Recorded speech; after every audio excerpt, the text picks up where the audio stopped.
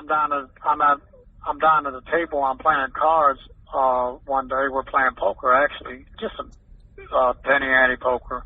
This there's two black dudes at the table, and one of them takes his cards and he holds it under the table, and he's holding his hand under the table.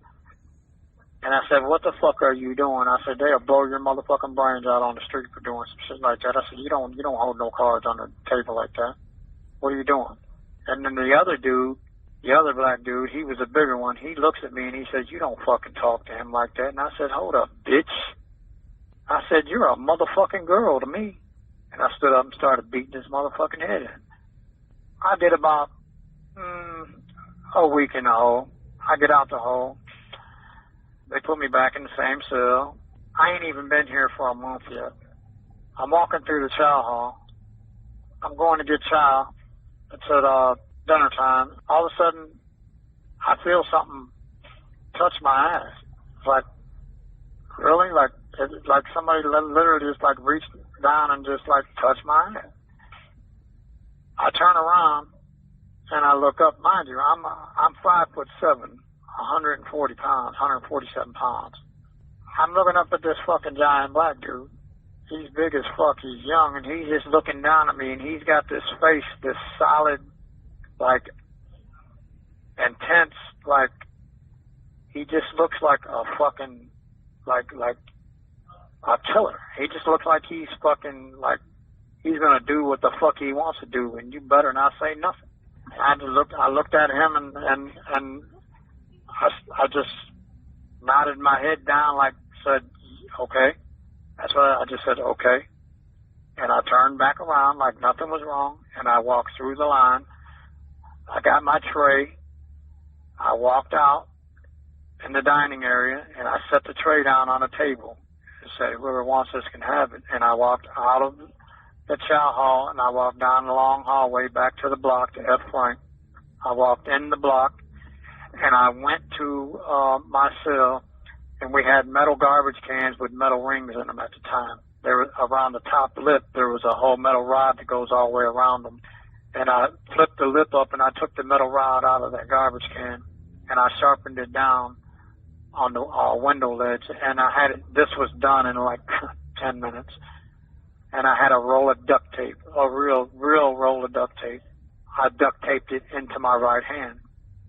When he came back from chow, he was on the second range on the other side, and I could look from the third range, look down at him and see him. And I said, "Hey, you." I said, "Meet me on the back steps." He was like, "Oh, you want to see me?" He said, "Come on." I go back to the back steps. I'm coming down the steps, and he's coming up the steps from the second floor. I'm going down from the third floor. I got the knife duct taped in my hand. Right when I get close to him, I go to hit him with the knife, and I'm talking about, you never seen a big motherfucker move this fast in your life. He was like Superman. He flew around, run down the range, talking about, "That honkey's got a knife, that honkey's got a knife." He tried to tell on me. But back then, the police didn't care. They didn't do that. There wasn't nobody coming to his rescue. So I just walked right back up the stairs and walked right back to my cell. And I stood in the doorway with my hand over the door inside. I watched. Then finally, I took a white towel and put it over my arm, and I just stood in the doorway with a white towel over my arm. You couldn't see the knife. It was duct taped in my hand. So about 15, 20 minutes later, I see this dude come out of his cell. I couldn't fucking believe it. With a towel around him, going to the fucking shower with shower shoes on and everything. So I'm thinking, is this motherfucker really this stupid? He's going to the fucking shower, but he don't go to the shower on his range. He goes downstairs to the bottom range. There's a CO desk down there. Like right at the bottom of the stairs, that's where the CO's podium is, where they sit. And there's a shower on either side of the podium where the COs can see. So he thinks he's safe by going down there where the COs are. So, as I said, I had the knife under a towel. I took my shirt off. I leave my tennis shoes and my pants on, and I walk down like I'm going to the shower with the towel draped over my hand with the knife and duct taped in it. When I get to the shower, they got this wooden divider sitting on these legs in front of the shower. It's about 10 feet long, and there's 3 little shower stalls in there. And on the left shower side, there's a guy there, one black dude over there, and then on the right side, the guy that I came to get, the big guy, he's on the right side. I looked at the guy on the left side, and I said, "Don't you fucking move, or I'll kill you." And the other guy says, "Oh, you come to stab me?" And my left hand reached down, and my adrenaline was so high. I flipped it across the range. Just tried to shove it out of the way, but it literally flew across the range. Now, it hit the steps on the other side. And the guy that I told, "Don't fucking move or I'll kill you," he ran out of he was lightning out of there. He didn't want no part of it. And this guy that I come to get, he grabs a towel and he's trying to flick it at me, trying to keep me back with this knife. I used to box, as I said, so I'm parrying the towel. And every time he flicks the towel, I parry the towel with my left hand, and I reach in with my right hand to stab him. I stabbed him multiple times, but for some reason, God was on this boy's side, because every time that I hit him in the chest, the knife went through the little bitty space between his heart and his lungs. It didn't hit either organ.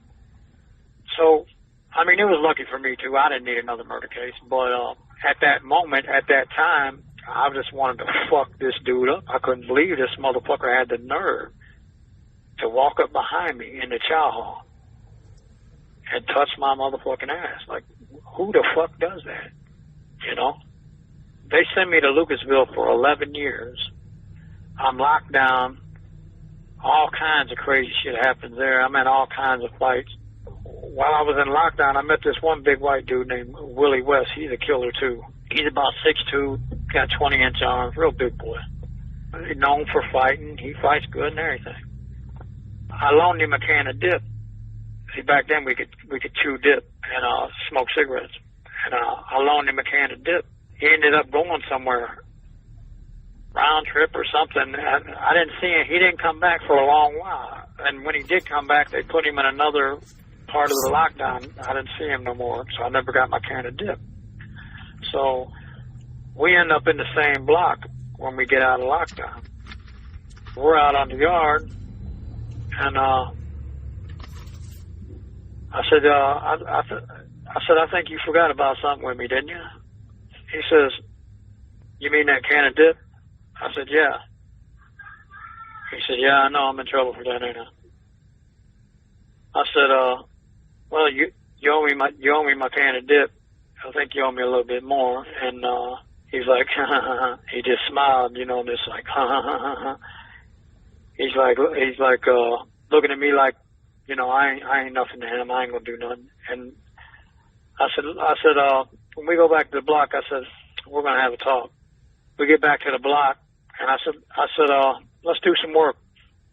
There's these bars between the COs. They got this glass thing that the COs stay in level 4. They don't sit out on the range like they do in these blocks and these lower level prisons like this prison I'm in. We're locked in this crash gate between the hallway, you know, where you go to chow outside or go to rec yard, between the cell block. They got us locked in there. Neither one of us can get out, and there's nowhere to go. And I'm just talking to him, and out of nowhere, I'm talking about, there was no hesitation or nothing. I just moved so fast, and I flew into this dude with a right hand, and I hit him so fucking hard, his whole body spun around like a 360, and he went back against the COs, the podium thing I told you that they're in. It's a steel glass, with bulletproof glass, and you can't get to them. You got to open they got like this little hatch you open to talk to him or anything. And when I hit him, he flew back into that, and he was holding his hands on his face, and he said, "God damn, that was a good punch." and he come back like he was going to fight, and I beat the fuck out of this dude. I had this dude down on the ground, and he was drunk. I had him down on the ground, and I just beat the fuck out of him. And you would think that I was 300 pounds. This dude's at least 220. He's 6'3", 6'2". He's got 20-inch arms. He's known for fighting and everything. I'm the type of dude that, you know, I take these type of challenges. I try these type of people, man. I got my candidate, needless to say, a little bit more.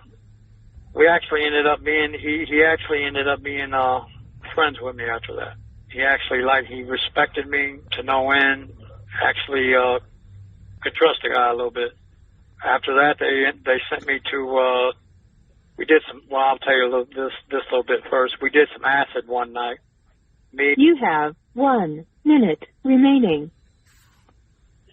I'm down at the table. I'm playing cards,